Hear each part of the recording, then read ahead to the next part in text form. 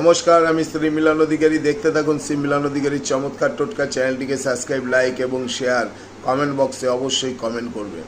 অনেক দিন পরে আপনাদের কাছে টোটকা নিয়ে হাজির হয়েছি। খুব একটি মূল্যবান টোটকা, যেটা না দিলে নাকি আমার মনটা মানছিল না, কারণ দীর্ঘদিন একটু অসুস্থ ভোগ করছি, তাই আপনাদের টোটকা দিতে আবার হাজির হয়ে গেছি। শ্রাবণ মাসে যে 4টে সোমবার পড়ছে, সেই 4টে সোমবারে আপনি কি করবেন, দুটো করে প্রদীপ নিন। সে আটার প্রদীপও নিতে পারেন, মাটির প্রদীপও নিতে পারেন। দুটো করে প্রদীপ নিয়ে আপনার আশেপাশে যদি কোনো শ্মশান থাকে, সেই শ্মশানে গিয়ে জ্বালিয়ে আসুন।